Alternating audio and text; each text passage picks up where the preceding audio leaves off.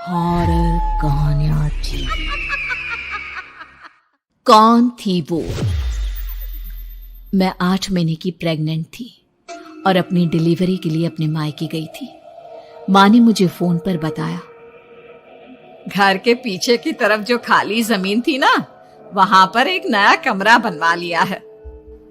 इतने सालों के बाद जैसे ही अपने घर में कदम रखा, कुछ अलग सा लगा। माँ, ये घर के पीछे की तरफ नया कमरा बनवाने की क्या जरूरत थी? अरे बेटा, घर के पीछे दूर दूर तक खाली जमीन है। तेरे पापा को कई दिनों से लग रहा था कि यहाँ पर एक कमरा बनवा लेंगे तो ताजा हवा मिल जाया करेगी। अब तो ये सब छोड़ और चल जल्दी से दूध पी ले। माँ, मैं थोड़ी देर में पी लूंगी, आप सो जाओ। मैंने दूध का गिलास उठाकर उस खिड़की में रख दिया। पता नहीं कब आंख लग गई। अचानक से खिड़की के पल्लों के खड़कने की तेज आवाज आई। दूध का गिलास धड़ाम से जमीन पर आ गिरा। जमीन पर गिरते ही दूध का रंग लाल हो चुका था। मैंने खिड़की से झांक कर बाहर देखा। चारों तरफ धूप अंधेरा था। उस अंधेरे की तरफ से कुछ आवाजें आ रही थी, जैसे छोटे बच्चे आपस में खिलखिलाकर मस्ती कर रहे हो।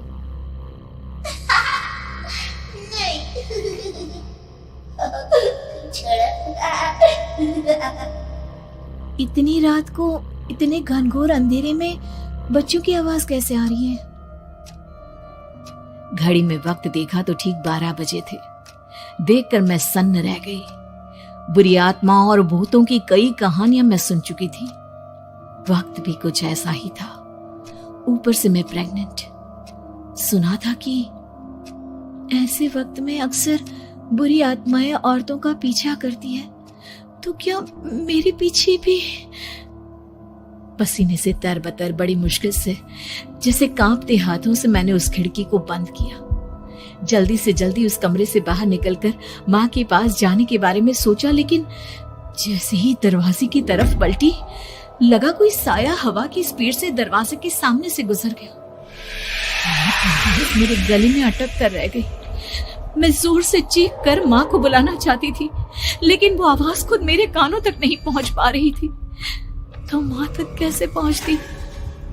खिड़की के पल्ले एक बार फिर तेज हवा के झोंके से धड़ाम करके खुल गया और पूरी ताकत से मैं चीख पड़ी। जानती थी मेरी चीख की आवाज सुनकर कुछ ही सेकंड में माँ वहां पहुंच जाएगी, लेकिन ऐसा कुछ हुआ ही नहीं। मेरा कलेजा डर के मारे फटा जा रहा था। आखिर माँ ने मेरी आवाज क्यों नहीं सुनी? इतनी गहरी नींद में तो माँ कभी नहीं सोती। ठीक पीछे खुली हुई वो खिड़की। मुझ में इतनी ताकत नहीं बची थी कि मैं पलटकर उस तरफ देख भी सकूं। हवा का एक सनसनाता हुआ झोंका उसी वक्त मेरे कानों से आकर टकराया। लगा जैसे किसी ने दबी हुई आवाज में धीरे से मुझसे कहा, चली जाओ यहां से। मैंने दोनों हाथ अपने कानों पर रख लिए और एक बार फिर ताकत लगाकर जोर से चीखने की कोशिश की। माँ! पापा! मेरी आवाज उस कमरे की दीवारों से टकराकर वापस मुझे ही सुनाई दे रही थी। जितनी ताकत के साथ मैंने चीखने की कोशिश की थी, कुछ ही देर बाद उससे कहीं ज्यादा तेज और दर्दनाक चीख मुझे सुनाई देने लगी। कि आवाज ठीक मेरे पीछे खिड़की से आ रही थी। वो आवाज मेरे कानों में पिघलते हुए लोहे की तरह गिर रही थी। उन आवाजों में हैवानियत थी। वो आवाजें किसी इंसान की नहीं है, इतना मैं समझ चुकी थी। कांप रहे हाथों से मैंने अंधेरे में कुछ ढूंढने की कोशिश की। तभी अचानक मेरा हाथ बेड पर रखी टॉर्च पर पड़ा।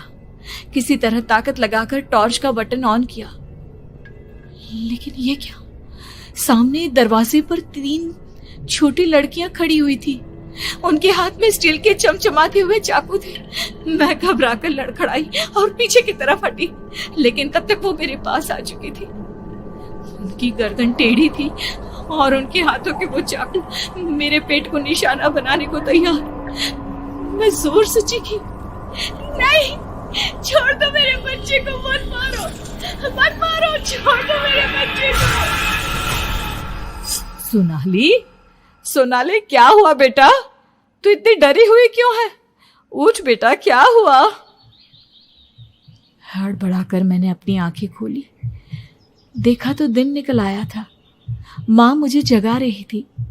मेरा चेहरा पूरा पसीने से लथपथ था। क्या हुआ बेटा, तुमने कोई बुरा सपना देखा क्या? मैं अभी तक अपने पूरे होश में नहीं थी। वो मेरे बच्चे को मार देगी माँ। वो लड़की मेरे बच्चे को। मैंने घबराकर अपने पेट को छुआ। सब कुछ ठीक था। और वो दूध जो रात को यहाँ पर गिर गया था, उसका रंग लाल हो गया था। माँ ने हंसते हुए दूध का गिलास मुझे दिखाया। तुमने दूध पिया ही नहीं, पूरा का पूरा ऐसे ही रखा हुआ है। तुमसे कहा था ना सोनाली, सेहत के लिए लापरवाही ठीक नहीं बेटा। लेकिन मैंने तो सब कुछ अपनी खुली आंखों से देखा था। ये सपना कैसे हो सकता है?